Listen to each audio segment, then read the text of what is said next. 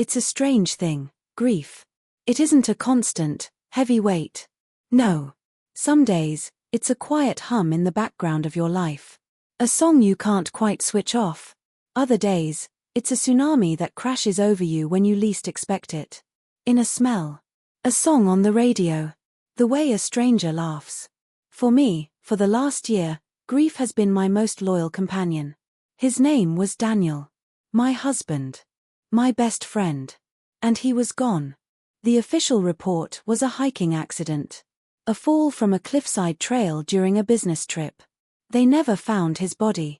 The police said it was common with the strong river currents in that area. I was left with a coffin full of memories, a heart full of questions, and a life that had lost all its color. My days became a routine. Wake up. Go to work. Come home. The evenings were the hardest. The silence in our apartment was a living thing, breathing down my neck. To escape it, I started taking the long way home. The 7:15 p.m. cross-city train. It was crowded, anonymous. I could lose myself in the sea of people, all heading somewhere, to someone. I could pretend I was one of them. It was on one of these evenings, exactly 1 year and 1 week after his memorial service, that my world, which had already ended once, decided to shatter all over again. The train was pulling into the King's Cross station. I was leaning my head against the cool glass of the window, watching the blur of people on the platform solidify into individuals. Businessmen, students, families, a rushing river of humanity. And then, my heart stopped. There, standing by a newsstand, checking his watch, was a man. He was wearing a grey coat I'd never seen before. His hair was a little shorter. But the profile, that strong jawline, the slight way he held his head when he was waiting, it was him. It was Daniel. My breath caught in my throat. A sharp, painful gasp. It felt like all the air had been sucked out of the train carriage. This isn't real, I told myself. It's a trick of the light. A cruel joke my grieving mind is playing on me. I've seen his face in crowds 100 times before. But this was different. This was solid. This was real. As if he heard the silent scream in my mind, he turned. And for a single, heart-stopping second, our eyes met across the crowded platform. His eyes. Those warm, hazel eyes I had stared into 1,000 times. The eyes I saw the day he promised to love me forever. And in that fleeting moment, I saw a flicker. Not of recognition. Not of love. But of panic. Pure, unadulterated panic. And then, he turned and melted into the crowd. The train doors hissed open. People began to pour out. I was frozen, a statue of disbelief and rising horror. My husband. The man I had mourned for a year. The man whose photos I still cried over. He was alive. And he had just seen me. And he had run. A voice, loud and clear, cut through the fog in my brain. Move. Now. I stumbled off the train, my legs feeling like jelly. My heart was a frantic drum against my ribs. Daniel. I tried to call out, but his name was a strangled whisper on my lips. I pushed through the crowd, my eyes desperately scanning the sea of heads. Where did he go? Then, I saw it. The flash of that grey coat disappearing up an escalator. Without a second thought, I ran. I weaved through people, earning angry shouts and annoyed glances. I didn't care. Nothing else in the world mattered except catching up to that grey coat. I reached the top of the escalator, my chest heaving. He was ahead, walking fast, purposefully. He didn't look back. He pushed through a set of heavy glass doors and stepped out into the cool evening air. I followed, my pulse roaring in my ears. He turned down a quieter side street, away from the main road's bustle. The sounds of the city faded, replaced by the echo of our hurried footsteps. He stopped in front of a modest, nice-looking brownstone apartment building. He pulled out a set of keys, unlocked the door, and stepped inside. The door clicked shut behind him, a sound as final as a coffin lid closing. I stood there, on the opposite sidewalk, hidden in the shadows of a large oak tree. I felt like I was going to be sick. My hands were trembling. My mind was racing, trying to process the impossible. Daniel was alive. He lived here. In this city. 20 minutes from our home. From my home. Why? How? A million questions swarmed my mind like angry bees. Was he in some kind of trouble? Was he being forced? Did he have amnesia? The hopeful, desperate parts of my heart scrambled for a logical, innocent explanation. And then, the apartment window on the second floor lit up. The curtains were open. I saw him walk into the room, take off the grey coat, and drape it over a chair. He looked normal. At home. And then, she appeared. A woman with long, dark hair walked into the room. She was smiling. She walked up to Daniel, wrapped her arms around his neck, and kissed him. Not a peck. A deep, familiar, loving kiss. The kind of kiss I thought was reserved only for me. And then, a small child, a little girl no more than 3 years old, ran into the room, giggling, holding up a toy. Daniel scooped her up in his arms, swinging her around, his face breaking into a wide, joyful smile, a smile I hadn't seen in years. I stood there, in the cold, dark street, watching the perfect, happy family scene unfold in that warm, lit window. My legs gave way, and I slumped against the rough bark of the tree. The world tilted on its axis. The air was gone. The sound was gone. All that was left was a silent, screaming void inside my chest. He wasn't in trouble. He didn't have amnesia. My husband, Daniel, the love of my life, was not dead. He had a new life. A new wife. A new daughter. And in that one, horrifying moment, watching the ghost of my husband live a life that was supposed to be mine, I went into shock. And then, the shock began to harden into something else. Something cold. Something sharp. Something dangerous. It began to harden into a plan. I don't know how long I stood there, frozen to that spot, a statue of heartbreak. The happy family in the window eventually moved out of sight, but the image was burned onto the back of my eyelids. Each laugh I couldn't hear, each smile I could only see, was a fresh stab wound. The man I had cried for, the man whose memory I had cherished, was a fraud. Our entire marriage, our love, was it all a lie? I finally forced my feet to move.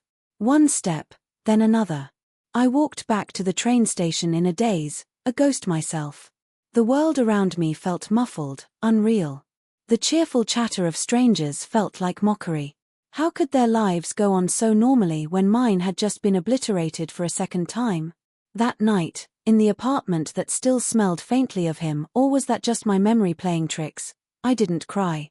The tears wouldn't come. They had been replaced by a cold, simmering fury. Grief is a passive emotion. It happens to you.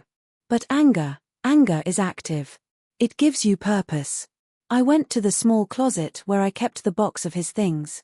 The Daniel box. I hadn't been able to open it since the police returned it to me. Inside was his wallet, his watch, the clothes he was supposedly wearing the day he disappeared. I emptied the contents onto the living room floor. His leather wallet. I picked it up, my hands steady now, my mind clear and focused. I went through every compartment. Receipts, an old gym membership card, a few dollars. And then, tucked behind a photo of us, a photo I now looked at with nauseating irony, I found it. A small, crumpled receipt. It was from a coffee shop. Not near his supposed hiking trail.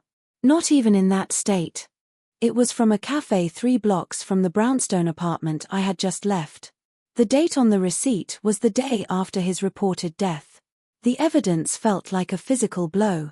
He was already there. He was already building his new life while I was planning his memorial service.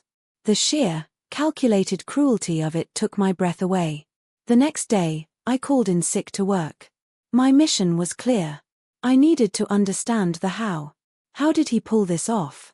I started with the official story. I requested a copy of the full police report from the small town where the accident was supposed to have happened. It was sparse. A single witness, a fellow hiker, had reported seeing a man matching Daniel's description looking distraught near the cliff edge. The hiker said he'd called out, but the man had moved away quickly. Then, a few hours later, a parked rental car was found, registered to Daniel. His belongings were inside. The conclusion was obvious, a tragic suicide or an accidental fall. It was all too neat. Too clean. I dug deeper. I called the insurance company. Daniel had a life insurance policy. A substantial one. $500,000. I had been the beneficiary. The money had arrived about 3 months after his death. At the time, I saw it as a bittersweet safety net, a final act of provision from my husband. Now, it felt like blood money. Had he done all this for the insurance payout? But if that was the case, why was he still here? And why had he let me have the money? The pieces weren't fitting. I needed to know more about the life he was living now. The next evening, I was back on that quiet street, hidden in my spot under the oak tree. I had a small pair of binoculars and a notebook. I was no longer a grieving widow. I was an investigator. A hunter. I watched the comings and goings. The woman, whose name I learned from overhearing a neighbor call out was Chloe, worked from home, it seemed. The little girl, Lily, was a bundle of energy. And Daniel, he left every morning at 8:15 a.m., dressed in smart casual clothes. He didn't take the train. He walked to a nearby office building about 10 minutes away. I followed him at a distance. The sign on the building read Summit Data Solutions. He walked in like he owned the place. A quick online search later that night revealed the truth. Summit Data Solutions was a mid-sized IT security firm. And on their leadership page, smiling confidently, was a man named Mark Thorne. My dead husband, Daniel, was now Mark Thorne. He was the chief operations officer. The alias felt like another slap in the face. Mark Thorne. He had a new name, a new job, a new family. He had erased Daniel completely and built Mark from the ground up. But why? Why such an elaborate performance? Why not just ask for a divorce? Why put me through the hell of thinking he was dead? The answer, I was sure, was buried deeper than just an affair or a desire to escape. This was premeditated. This was a meticulously planned operation. And I was the only casualty. I spent the next week building a profile of Mark Thorne. I created a fake LinkedIn profile and connected with him. He accepted. His profile was impressive. He listed a degree from a university I knew he'd never attended. He had a whole fabricated work history. He was a complete fiction. One evening, as I was scrolling through Chloe's social media, she had a public profile, a mistake she would come to regret. I found a clue. A photo from about 4 years ago, celebrating the founding of Summit Data Solutions. In the photo was Chloe, beaming, standing next to Daniel, Mark, and another man. The caption read, "Celebrating 3 years of success with my 2 favorite guys. So proud of my husband Mark and our brilliant partner, David." David. I recognized him instantly. David Miller. Daniel's old college roommate. His best friend. The one who had held my hand at the memorial service, his own eyes red raw from crying. The one who had told the police how depressed Daniel had been lately, corroborating the suicide theory. The final, devastating piece of the puzzle clicked into place. It wasn't just Daniel. This was a conspiracy. My husband and his best friend had orchestrated this entire charade together. David had provided the false witness statement to the police. He had helped Daniel fake his death, create a new identity, and get a high-level job at a company he co-owned. The betrayal was now a multi-headed monster. It wasn't just a husband betraying his wife. It was a best friend betraying a friend. It was a calculated, cold-blooded destruction of my reality for their own gain. But what was the gain? The insurance money was mine. The company, was it that profitable? The question echoed in the silence of my apartment. The grief was gone. The confusion was gone. All that remained was a cold, clear, and focused purpose. They thought they were smart. They thought they had gotten away with it. They had buried Daniel and thought I had buried him too. But I had just dug him up. And I was about to show them what happens when you betray a woman who has nothing left to lose. The game was about to begin. And they didn't even know they were playing. The woman I was a month ago was gone. She died on that sidewalk, watching her husband's second life. In her place was someone else. Someone with a new name, a new face, and a single, driving goal, to dismantle the world of Mark Thorne, brick by painful brick. I couldn't be Sarah, the grieving widow anymore. That woman was too close to the pain. Too recognizable. I became Elena. Elena was calm. Elena was resourceful. Elena was a ghost, just like Daniel had been. My first move was practical. I quit my job. The life insurance money, the blood money I had been too guilty to touch, now became my war chest. I moved out of our apartment, renting a small, anonymous studio in a different part of the city. I needed to sever all ties to my old life. I couldn't risk Mark accidentally seeing me. The element of surprise was my greatest weapon. My plan was simple in concept, but complex in execution. I wouldn't confront him. I wouldn't scream or shout. That would give him a chance to explain, to lie, to run again. No. I would destroy him from the inside out. I would take everything he had built, his new name, his job, his family, his freedom, and I would expose it all in a single, devastating moment. He wouldn't see me coming until it was far, far too late. The first target was his professional life. Summit Data Solutions. I needed to understand the company's weaknesses. My fake LinkedIn profile, under the name Elena Rossi, a freelance IT security consultant, was my key. I started interacting with employees of Summit, offering insights, sharing articles. I was building a digital footprint they would trust. I discovered that David Miller, the traitorous best friend, was the public face of the company, the CEO who handled clients and investors. Mark Thorne was the operational brain, the one who managed the teams and, crucially, the company's finances and internal security systems. The irony was beautiful. The man who had faked his own death was in charge of security. I began a delicate dance. I used a portion of my war chest to hire a discreet, and highly expensive, private investigator. His name was Julian, and he asked no questions as long as the money was good. His mission: dig into the financials of Summit Data Solutions. I had a hunch. A company founded on a lie, run by liars, was likely built on a shaky foundation. While Julian worked his magic, I focused on the personal front. Chloe. I needed to understand her. Was she a victim, like me? An innocent woman who had fallen for a charming man with a fabricated past? Or was she in on it?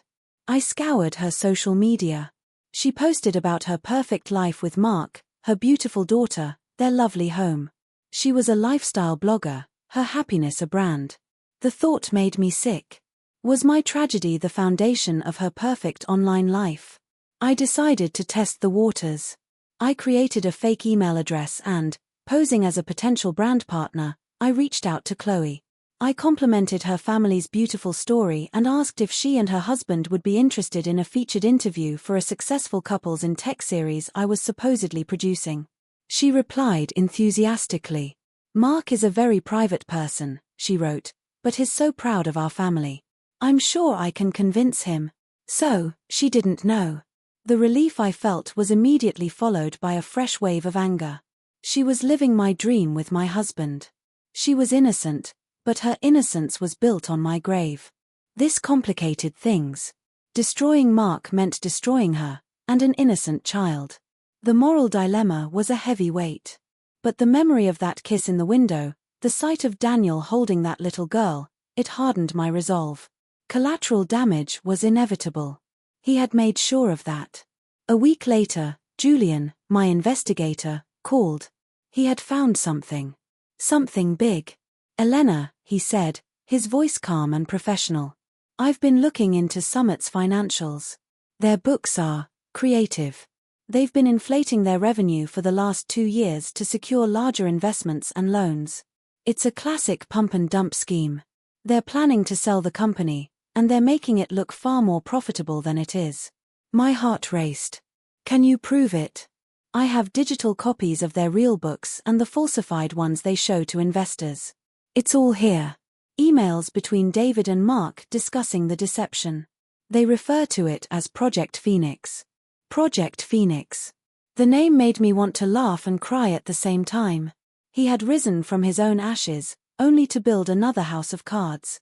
This was it. This was the weapon I needed. Fraud. Financial crimes. This wasn't just a personal betrayal anymore. This was illegal. This could send them to prison. But just exposing the fraud felt impersonal. It would destroy Mark Thorne, the COO. But I wanted to destroy Daniel, the husband. I needed a more intimate revenge. I needed him to feel the same profound, personal betrayal that I had felt. And then, the idea came to me. A two-pronged attack. A masterpiece of destruction. I would use their own lies against them. I would give Chloe the truth. And I would give the investors the proof. I would orchestrate a single day where his two worlds, the personal lie with Chloe and the professional lie with David, would collapse simultaneously. He would lose his family and his freedom in the same breath. I spent the next 2 weeks planning the final act. I wrote 2 emails. The first was to Chloe. It was from her anonymous account, but it was filled with undeniable proof. Pictures of Daniel and me, our marriage certificate, the police report of his death, and recent photos I had taken of Mark entering and leaving their home. The subject line was simple: who is Mark Thorne? The second email was to the major investors and board members of Summit Data Solutions. Attached were the falsified and real financial records Julian had procured. The evidence of Project Phoenix was laid bare. I set a delivery date and time for both emails, Friday 4 p.m. Why Friday? Because at 4:30 p.m., Summit Data Solutions was hosting its biggest event of the year, a gala fundraiser at a prestigious downtown hotel. David and Mark would be there, center stage, celebrating their fraudulent success in front of the very people they were cheating. The pieces were in place. The trap was set. All that was left was to pull the trigger and watch the world I had built for him come crashing down. The day of the gala dawned bright and clear. A perfect day for a funeral. The funeral of Mark Thorne. I felt a strange, unsettling calm. There was no rage left, no sadness. Just the cold, precise focus of a surgeon about to perform a critical operation. I dressed carefully. I chose a simple, elegant black dress. I would be attending the gala. I needed to see it happen. I needed to look into his eyes when he realized the game was over. I used my Elena Rossi identity to secure a last-minute ticket. The event was a networking opportunity, after all. I arrived just as the cocktail hour was beginning. The hotel ballroom was opulent, filled with the city's tech elite.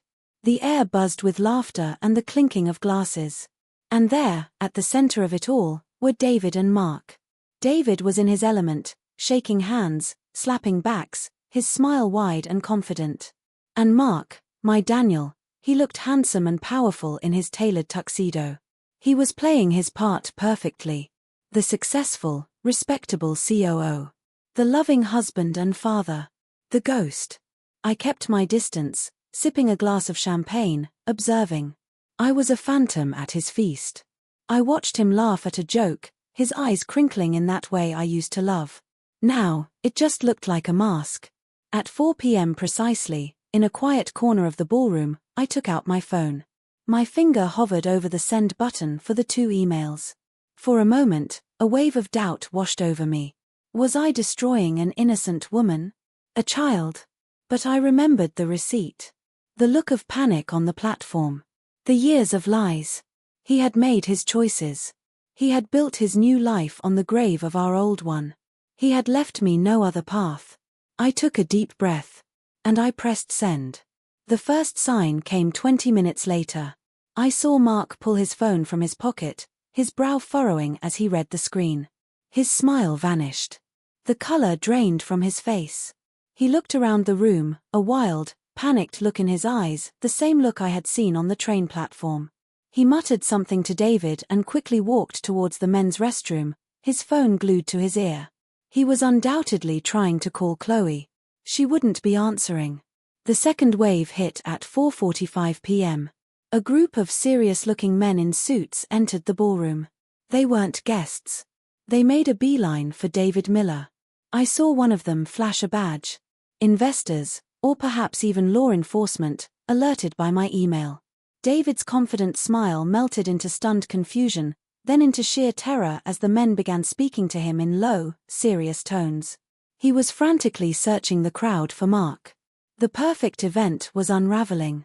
The buzz of conversation turned into a nervous murmur. The spotlight of success was now a spotlight of scandal. I saw Mark emerge from the restroom, his face ashen. He saw David surrounded by the suits. Their eyes met across the room. In that one look, a universe of understanding passed between them. It was over. The lie they had nurtured for years was finally, publicly, exploding. This was my moment. I walked calmly through the crowd, which was now parting like the Red Sea around the drama unfolding with David. I walked right up to Mark, who was frozen in place, staring at his partner's downfall. "Hello, Daniel," I said, my voice soft, but clear. He spun around. When his eyes landed on me, it was as if he'd seen a ghost. His own personal ghost. His jaw dropped. His eyes widened in utter disbelief and horror. "Sarah," he stammered, his voice a choked whisper. What are you doing here?" "I came to see the show," I said, a small, cold smile touching my lips. "It's quite a performance." Mark Thorne. Coup. Family man. It's a shame the reviews are about to be so terrible. The realization dawned on him. The emails to Chloe, the financial exposure, it was all me.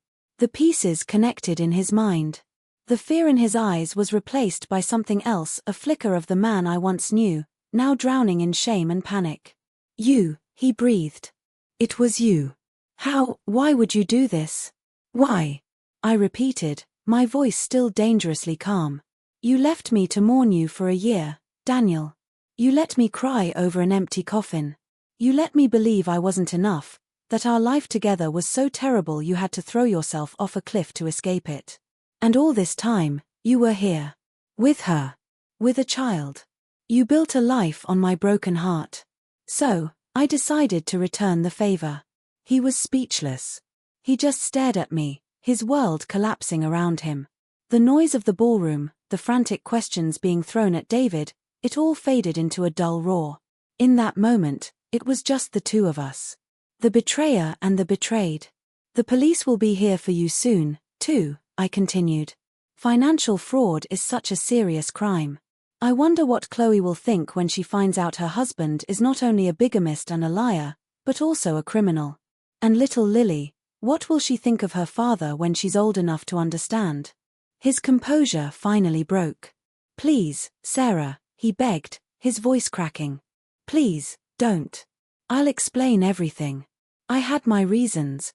"Reasons?" I said, the coldness in my voice finally giving way to the raw pain I had been suppressing.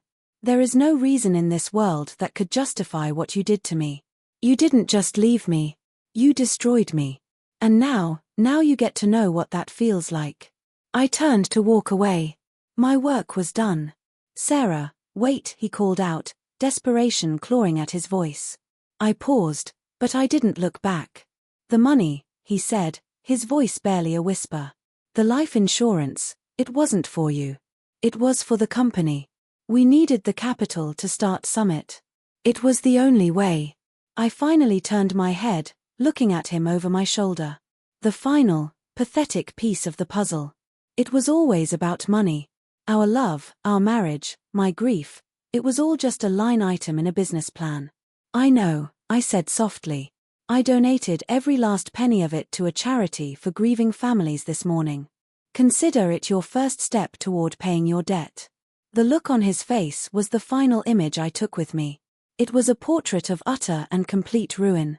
I turned and walked out of the ballroom, leaving the chaos, the scandal, and the ghost of my husband behind me. I didn't feel joy. I didn't feel triumph. I just felt empty. And finally, free. End of Section 4. Section 5, Ashes to Ashes. Subheading, The Dust Settles. The fallout was swift and public. The tech news sites had a field day. Summit Data Solutions implodes in fraud scandal. COO revealed to be man in elaborate death hoax. The stories detailed the financial crimes, the fake identity, and the connection to the old, unresolved death of Daniel. David Miller was arrested at the gala. Mark Thorne, aka Daniel, was taken into custody the following Monday. The evidence I provided was overwhelming. They both faced a long list of charges: fraud, embezzlement, identity theft, and insurance fraud. I watched it all from a distance. I had no desire for the spotlight. I was content to be a footnote in the story, the former wife who had moved on. The police contacted me, of course. I told them everything. I showed them the receipt, my photos, my timeline. They were stunned. One of the officers who had originally handled the missing persons case apologized to me. It was a small, hollow comfort. A few weeks after the arrest, I received a letter. It was from Chloe. My hand trembled as I opened it. "Sarah," it began. "I don't know if you'll ever read this, or if you'll just throw it away. I wouldn't blame you if you did. I've spent the last few weeks in a nightmare. The man I loved, the father of my child, was a complete stranger. Everything I believed in was a lie. I want you to know that I had no idea. I fell in love with Mark Thorne. He was charming, driven, and he told me he had no family, that he was an orphan who had built himself up from nothing. I believed him. I feel so foolish. And I am so terribly sorry for the pain my existence has caused you. You didn't deserve any of this. You are the true victim in all of this. I've left the city. I'm staying with my sister. I'm trying to shield Lily from as much as I can, but I know the truth will find her one day. I am so sorry."